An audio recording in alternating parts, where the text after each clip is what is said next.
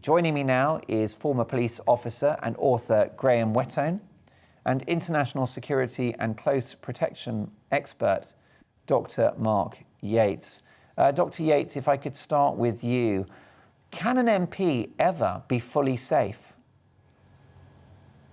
First, I'd like to say I offer my condolences and thoughts to Sir David's family and his colleagues. In answer to your question, Mark, the answer is no. And I have to explain why. We have to understand the concept of security. There is no such thing as 100% security. It's a myth. The best we can hope to achieve in any security scenario is to minimize the risk. And we do that by employing and engaging and retaining security professionals who are highly trained, highly experienced, and who are suitable for the task at hand. One of the main problems is that most of the general public and most of the public servants that we have in this country operate in what we call condition white, which means that they go about their lives and their day-to-day business blissfully unaware of their security surroundings. And sadly, this creates problems. Dr. Yates, do you think that it's possible mistakes were made today, or is it simply the case that if somebody that's either a terrorist or not of sound mind decides they're going to murder someone, then that's what's going to happen? Well, as our fellow panelist mentioned before, lone wolf attackers are extremely difficult to manage and to identify. It's difficult to gather intelligence on them.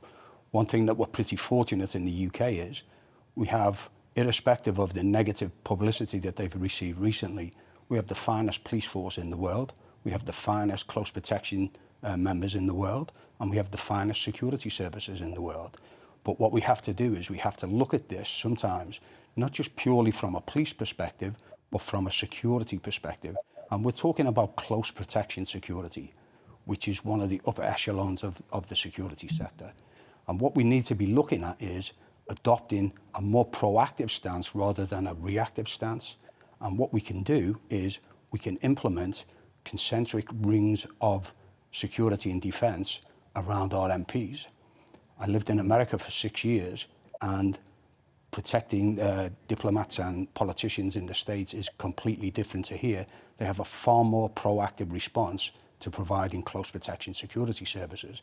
And that might be the way forward. You know, as your fellow panelists mentioned, we can't have police officers assigned 24 hours to every single member of Parliament. But what we can do is adopt a more proactive kind of system of advising and counselling and mentoring members of Parliament.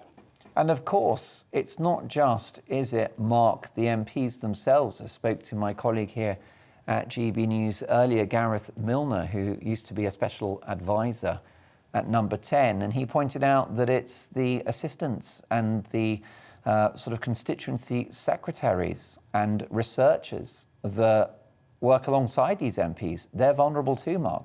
Absolutely. And also the MPs' families, members of their families.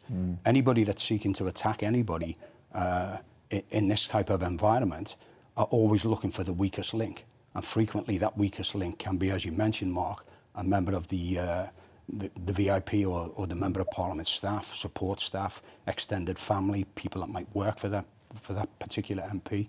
So it's an extremely difficult task. But if nothing else, we surely must realise now, if we keep doing what we're doing, we're going to keep getting what we're getting. I understand previous panellists and previous guests this evening talking about how we must protect our democracy, but people are being killed.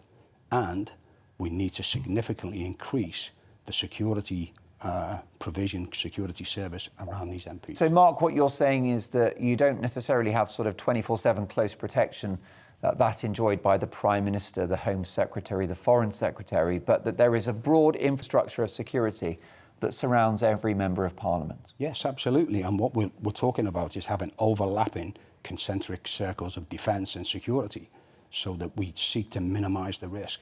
And that's entirely what the security sector is based around, is minimising the risk, because, as I mentioned previously, there's no such concept as 100% security.